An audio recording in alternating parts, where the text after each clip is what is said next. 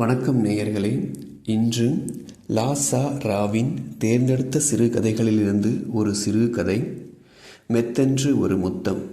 வாங்க தமிழில் கதை கேட்போம். கோமதி ஜன்னல் அண்டை உட்கார்ந்தபடி வெளியே மருதாணி மரக்கிளையில் 2 காகங்கள் ஒன்றை ஒன்று கொத்திக் கொண்டு சண்டையிடுவதை பார்த்து கொண்டிருந்தாள். மாலை மஞ்சள் வெயிலில் அவளுடைய பூனை விழிகளில் பட்டு விழிகள் எரித்திரிகள் ஆயின. வெயில் இன்னும் சற்று நேரத்தில் முகத்தை விட்டு நகர்ந்ததும் அந்த ஜாலக் மாறிவிடும். மனம் அதற்கு மறுசுபாவமாகவே போய்விட்ட இறுக்கம் தளர்ந்து சற்று லேசாகவே தற்போது இருந்தது.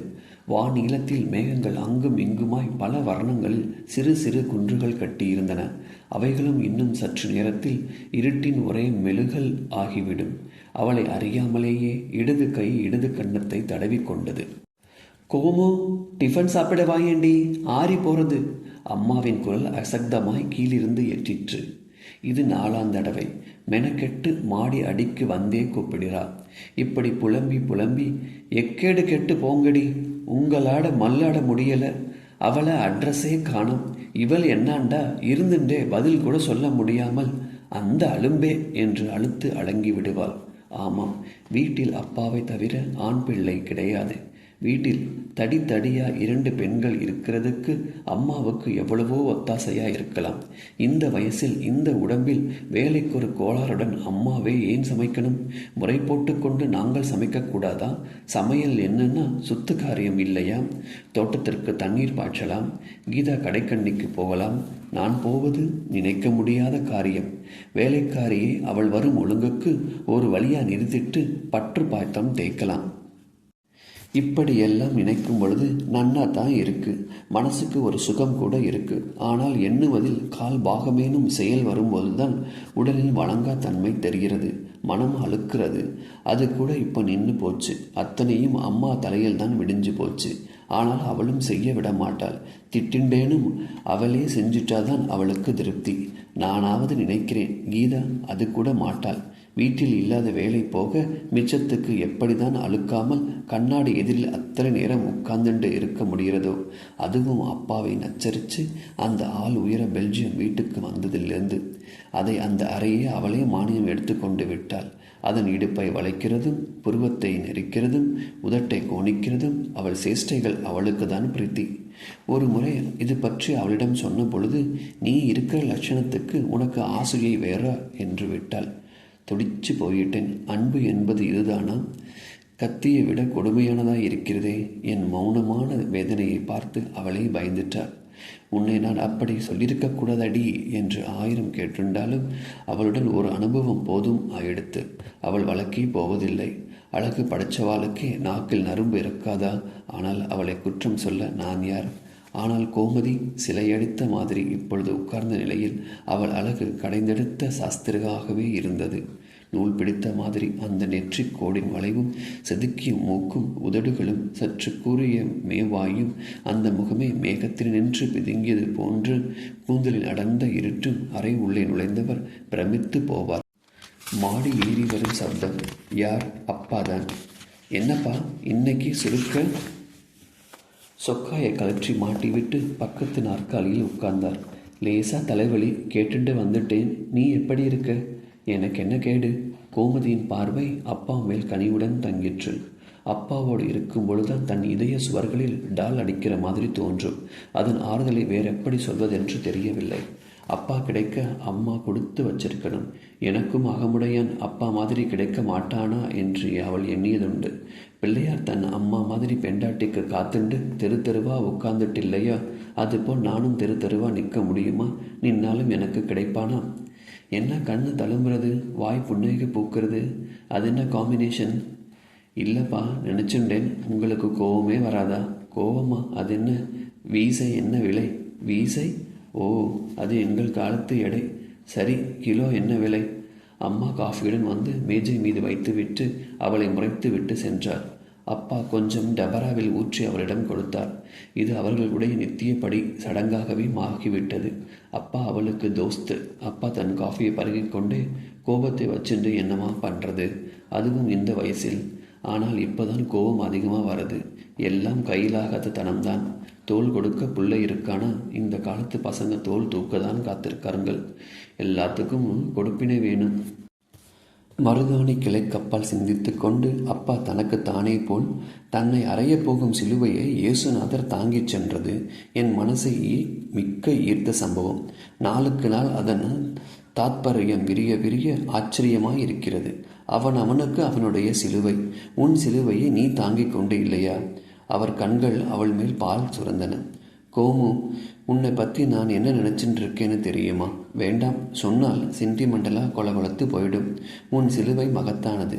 சரி, கீதா எங்கே? கையை விரித்தாள். உண்மையிலேயே அவளுக்கு என்ன தெரியும்? யோசனையில் ஆழ்ந்தார். கீதா கண்ணில் படும்படி வீட்டுக்குள் இன்னும் கொஞ்சம் இருந்தால் நல்லது. நீ சற்று வெளியே போனால் நல்லது. சூரிய வெளிச்சம் மேலே பட வேண்டாமா? சூரிய வெளிச்சம் என் மேல் படலாமா? இருக்கேன். அதான் தோட்டம் இருக்கேப்பா. யூ ஃபூல், நான் இந்த சூரியனை சொல்லலை. சரி, சந்தியாவதனம் பண்ணணும். அப்பா கீழே போய் வெகு நேரமாகியும் கோமதி நிலை கலையாமல் உட்கார்ந்திருந்தாள். மருதாணி கிளையில் அணில்கள் ஓடி பிடித்து விளையாடின. அவை உச்சரித்த சப்தங்கள் கின் கின் என் இனிய உலோக ஓசையில் தெரித்தன. ஆகாயத்தில் ஒரு பறவை கூட்டம் அணிவகுத்து சென்றது. அறையுள் சுவர்களின் உயரங்களில் கூரை விட்டத்தில் மின்விசிறி மேல் இருள் பந்துகள் தேங்க ஆரம்பித்து விட்டன. குபீர் என ஏதோ மலர் மனம். மாலை மலர்ந்த பூ மனம் லேசான போதையில் அமிழ்ந்தது. அதன் சோம்பிய ஓட்டத்தில் அவள் ஒரு காகித கப்பலாய் அடிவாரத்தில் தவழ்ந்த அலைக்கு அலை ஏதோ வண்ணங்களை ஏற்றுக்கொண்டு மிதந்தாள். கோமதி சுக அனுபவத்தில் ஆழ்ந்தாள். அப்பா மகான் இந்த வயதில் பொழுதை வீணாக்கவில்லை. சர்க்காரிலிருந்து ஓய்வு பெற்ற பின்னும் ஒரு மர வியாபாரியிடம் கணக்கு பார்க்கிறாள். நாள் கிழமை அல்லது பொல்லாது கிடையாது. பிழிந்து எடுக்கிறான். வேலைக்கு போகாமல் முடியாது. குடும்பம் நடத்த போதாது. குதிராட்டம் 2 பெண்கள் இருக்கோமே. அவளுக்கு வேலைக்கு போக ஆசைதான். ஆனால் யார் கொடுப்பார்? வேணும்னா பீடி சுற்றலாம். சிரிப்பு வந்தது. அதற்கும் அவள் தயார்தான். விட மாட்டாளே. படிப்பு 8ஆம் வகுப்புடன் நின்றுவிட்டது. சக மாணவிகளின் கொடுமை, அனுதாபம். அந்த அனுதாபத்திற்கு கொடுமையை தாங்கிக்கலாம். புறங்கைக்கு பின்னால் மறைத்த சிரிப்பு. அவளை ஒதுக்கல். தாக்கு பிடிக்க முடியவில்லை. பள்ளி நின்று விட்டாள். இப்ப நினைத்து பார்க்கையில் பாதிக்கு மேல் தானாக நினைத்து கொண்டதாகத்தான் தெரிகிறது. ஆனால் தாழ்வு மனப்பான்மை ஆழமாக வேரோடி விட்டது. இனி அதை தகர்க்க முடியாதது. கொஞ்ச நாளாகவே ஏதோ ஒன்று அவளை தன்னுள் இழுத்து கொண்டிருப்பதாக உணர்வு. நாளுக்கு இம்மி அந்த உரையில் புதைந்து கடைசியில் ஒரு நாள் அது என்மேல் மூடிவிடும். மார்பில் ஏதோ கல்லாய் கனத்தது. ஆனால் உடல் கோளாறு இல்லை. நிச்சயம் மனபாரம். கீதா +2 எட்டி பிடித்திருந்தாள். அவள் பார்வையாக இருப்பதற்கு நிச்சயமாக வேலை கிடைக்கும். ஆகா ஓகோன்னு இல்லாட்டாலும் கிடைக்கும். ஆனால் போக மாட்டாளே. அவளுக்கு எங்கே நேரம்? அவளை சுற்றிதான் ஈக்கூட்டம் ஒன்று மொய்த்து கொண்டிருக்கிறதே. பெண் ஈக்களையும் சேர்த்துதான். கீதா, நீ பண்ணுறது ஒன்றும் நன்னா இல்லை. நெருப்போடு விளையாடுற. இது என்னம்மா, நீ ஒருத்தையே போதும் போல இருக்கே. இவாளை நான் வர சொன்னேனா? என்னையே சுத்தின்னு இருக்க சொன்னேனா? ஓஹோ, உன் இமைகள் படப்படக்கிறதும் கண்ணம் சிரிக்கிறதும் விரல்கள் திடீர் கோக்கிறதுக்கும் அபிநயம் காட்டுறதற்கும் பூமியை காலில் தட்டுறதற்கும் நின்னுன்னு வாய் திறந்து முத்து மொழியணுமோ வாங்கோ வாங்கோன்னு. அம்மாவை பாரேன். கீதா தட்டாமாலை சுற்றி சந்தோஷத்தில் கொக்கரித்தாள். இதனால் என் கற்பு எரிஞ்சு போயிடுத்தா அம்மா? வாயை மூடு. கீதா சற்று பின்வாங்கினாள். அம்மாவுக்கு இத்தனை கோபம் வந்து அவளை பார்த்ததில்லை. கற்புனா உனக்கு எத்தனை கிள்ளிக்கிறையா போச்சா? அதை பற்றி உனக்கு என்னடி தெரியும்? தெரிஞ்சுதான் பேசுகிறேன். என்னை காப்பாற்றிக்கொள்ள எனக்கு தெரியும். இது பட்டணம் அம்மா, கிராமம் இல்லை. கிராமமோ வம்பு கூடமோ அங்கேதான் எதுக்கு யார் மேலேயும் சந்தேகம். இந்த பாஷையை தான் நீ பேசுகிற. கோமதி கீதாவை நம்பினாள். ஆம், கீதாவுக்கு தன்னை காப்பாற்றிக்க தெரியுமா?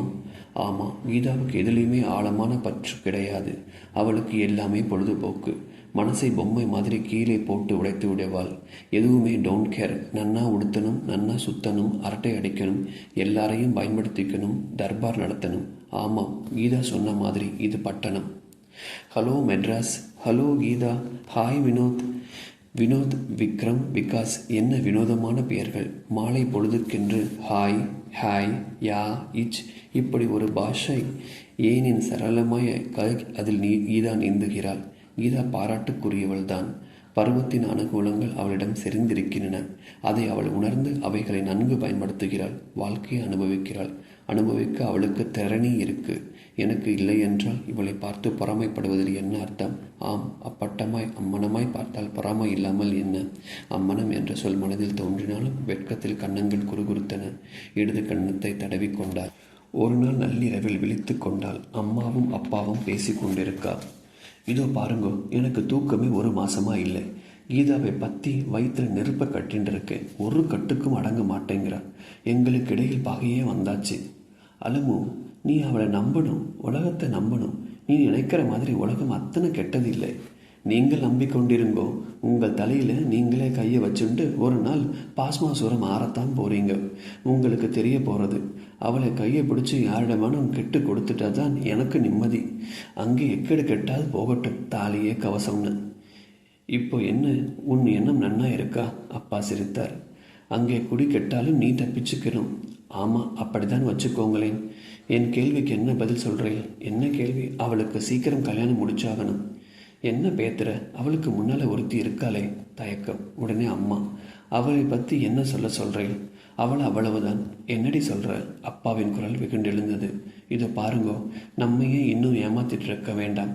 கோமதியே இப்போ தன்னை பற்றி தெரிஞ்சு கொண்டிருப்பாள். இந்த மாதிரி கல்யாணமே ஆகாதவர் கன்னியாகவே காலமாயிடுறவளை இவாள் விஷ்ணுக்கு நாச்சியார்னு பொம்மாட்டிக்குள்ள ஒரு சொல்லு உண்டு. ஆண்டாள் மாதிரி வச்சுக்கோங்களேன். கொடூரமாக பேசாதடி. அவளை படைச்சவன் அவளுக்கென்று ஒரு துணையும் படைச்சிருப்பான். நீங்கள் இப்படியே நம்பிட்டுருங்கோ. கூடவே கல்லினுள் தேரைக்கும் பாட்டை பாடிட்டுருங்கோ. பேச்சு சற்றென்று அடங்கிவிட்டது. அம்மா திரும்பி படுத்து தூங்கிவிட்டது. அப்பா இரு கைகளும் தலையை தாங்கிக் கொண்டு உட்கார்ந்திருப்பது மன கண்முன் வந்து நின்றது. இப்போவே போய், அப்பா, நீங்கள் எனக்கு பிள்ளை பார்க்க வேண்டாம், கீதா கல்யாணம் நடக்கட்டும் என்று சொல்லிவிடலாமா? அவர்கள் பேச்சை அவள் கேட்டுவிட்டது தெரிஞ்சுவிடும். அவளுக்கு உடனே முகம் இல்லாமல் போவதை பார்ப்பதில் என்ன சந்தோஷம்? அனுபவி, மௌனமாய் அனுபவி. ஒரு சமயம் கிராமத்தில் பாட்டியாத்திற்கு போயிருந்தப்போ வீட்டுக்கு எதிரே குட்டி மைதானம். அதில் ஒரு ஆலமரம், விழுதுகள் தொங்கின. ஓரிரண்டு பூமியில் ஊன்றியும் விட்டன. ஒரு கோடை மலை. அதன் மேல் மின்னல் விழும்பொழுது பார்த்து விட்டால் கிளை விழுந்த ராட்சத தீக்கோடு வெட்டினதும் மரம் பற்றி கொண்டு இரண்டாய் பிளந்து ஒரு பகுதி எரிந்தபடியே சாய்ந்தது. கம்பீர சோகம், ஒரு விபரீத கவத்வம். மின்னல் என்றால் லேசா இந்திர அஸ்திரம் அல்லவா? வீழ்ச்சி என்றால் இப்படிதான் வீழ்தல் வேண்டும். என்ன பேத்திரேன்? அந்த ராட்சச கொழுந்து புகை மண்டலமும் வானலாவின. ஊரே வேடிக்கை பார்த்தது. அடுத்த நாள் பூரா இருந்தது. கிளைகளின் சந்துகளில் நெருப்பு சீறிற்று. உஷ் என்று இறைந்தது. அனலில் அவர்கள் வீட்டு சுவர்கள் சுட்டன. திண்ணை கொதிப்பு உட்கார முடியவில்லை. உள்ளே ஏதோ ஒன்று பீதி புதைந்தது. அது நல்லதற்கில்லை. இதுவே இப்படியானால் கண்ணகியின் கோபம் எப்படி இருக்கும்? கற்பு பற்றி எறிவதென்றால் அதுபோல்தான் இல்லவா இருக்கும்? கீதா சுலபமாக சொல்லிவிட்டாள். எப்படி சொன்னால் வாயில் வந்து விட்டது. அப்படித்தானே? ஆண்டாள் நாச்சியார் இதுபோல் ஜோதியில் தானே கடைசியாக கலந்திருப்பாள். நோ, அது குளுமையான ஜோதி. ஆனால் தடாதகை ஹோம குண்டத்தில்தானே தோன்றினாள். பாஞ்சாலியும் அப்படித்தானே? 5 பேருக்கும் பத்தினி. ராமா, இவள் கற்பின் நெருப்பு என்னை தகிக்கிறது, தாங்க முடியவில்லை. இவளை பெற்றுக்கொள் என்றானே அக்னி பகவான். அது என்ன நெருப்பு? அந்த புராண கதைகளே சமயத்தில் புரியதில்லை. கோமதி குருட்டு யோசனையிலிருந்து மனமின்றி மீண்டாள். இருள் நன்றாகவே கனத்து விட்டது. வானத்தில் அங்கும் இங்குமாய் சாம்பல் கழுக்குகள் சில. மருதாணி மரம் மொத்தகரமாய் அதன் வடிவ கோடுகளை மட்டுமே விட்டு கொண்டிருந்தது. இலைகளினிடையே சந்தனி நின்று ஒரு மினுக்கு திருட்டுத்தனமாய் எட்டி பார்த்தது. ஏ கோமதி, ஏடி, இப்படி இந்த பக்கம் பார், நான் தெரிகிறேனா? உனக்கு என்னடி அம்மா, நீ நட்சத்திரம், உன் பதவியில் இருந்து கேட்கிற. நான் வெறும் கோமதி. நீ இப்படி நினைக்கிற. உண்மையில் நாங்கள் அனோமய தேயங்கள். அத்தனையும் இறைஞ்சு கிடக்கும் மணல் கற்கள். நீ அனும் கோமதி, விட்டுத்தள்ளு. இந்த சம்பாஷணையை தொடர பிடிக்கல. சம்பாஷணையா இது? என் ஆற்றாமை. பெருமூச்செறிந்தாள். விளக்கை போட எழுந்திருக்க மனமில்லை. அந்த இருளில் சுகம், ஆதரவு, பத்திரம் கமிழ்ந்தது. அரைக்கதவு மெதுவாய் சிறுக சிறுக, அதன் கிரீச் கூட அத்தனை அடக்கமாய். கீதா, எ விஸ்பர். அடிகள் நெருங்கி நாற்காலிக்கு பின்னால் நின்றன. கீதா, நீ தனியாக கிடைக்க மாட்டேயான்னு எப்படி ஏங்கி போயிட்டேன்னு தெரியுமா? எனக்கு மட்டும் நீ கீதா, என் இதய ராணி. சிரிப்பை கோமதி கஷ்டப்பட்டு அடக்கி கொண்டாள். உன்னிடம் என் இதயத்தை திறந்து சொல்ல எவ்வளவோ இருக்கு. இந்த ஜென்மம் போதாது. அதன் ஆரம்பம் அந்த ஜென்மம் அல்ல, அதற்கு முன்னால். கீதா, கீதா, நான். சற்றென்று அவள் பின்னால் இருந்து குனிந்து இடது கன்னத்தில் ஒரு முத்தம் விழுந்தது. வந்தவனுக்கு உடனே தப்பு தெரிந்து விட்டது. My God! ஓடினான். மாடிப்படிகளில் அடிகள் தட தட தட. கோமதி அவள் இடத்தில் விறைத்து போனாள். முத்தம் என்னவோ மொக்கு மாதிரிதான் மெத்தென்று ஒட்டிற்று. ஆனால் கன்னம் தீய்ந்தது. கால் கட்டை விரலிலிருந்து மண்டை உச்சி வரை அந்த மின்னல் தாக்குதல் தனக்குத்தானே இல்லாமல் போய்விடுவாள் போல. எழுந்து விளக்கை போட்டவள் கண்ணாடி எதிரில் இடது கன்னத்தை தேய்த்து கொண்டு நின்றாள். அந்த பயங்கர பரவசம் முற்றிலும் தணியவில்லை. ஆனால் வடிய ஆரம்பித்து உணர்வு படிப்படியாக மீண்டது. இடது கன்னம் பூரா தார் ஊற்றினால் போல தடித்த மறு. அதில் 1-2 மயிர்கள் முளைத்திருந்தன. ஒரு முத்தத்தில் என்ன இருக்கிறது? What is in a kiss என்று கீதா சிரித்து ஊதிவிடுவாள். ஆனால் அவளுக்கு 7 வருட நித்திரையிலிருந்து எழுந்த இளவரசி மாதிரி இருந்தது. நெஞ்சில் புது ஊற்று பெருக்கெடுத்து உள்ரணத்தை எல்லாம் ஆற்றிக்கொண்டு பாய்ந்தது. அப்பா சொன்ன மாதிரி எனக்கு ஒருத்தன் பிறந்திருக்க மாட்டானா? ஒன்றுமே வேண்டாம். ஒரு குருடனை பண்ணிக்கிறேன். அது பிறவி குருடோ பின்வந்த குருடோ, ஒருவருக்கொருவர் வாழ்வு தந்து கொண்டிருப்போம். என் கன்னத்தை தொட்டு பார்த்து தெரிந்து கொள்ளட்டும். எப்படியும் கண் பார்த்து பார்க்கும் போதெல்லாம் படும் கொடுமையை விட குறைஞ்சுதான் இருக்கும். அன்று பூரா அடுத்த நாளும் பிறர் என்ன இவளுக்கு என்று வியக்கும்படி அவள் சந்தோஷமாகவே இருந்தாள். முற்றும்.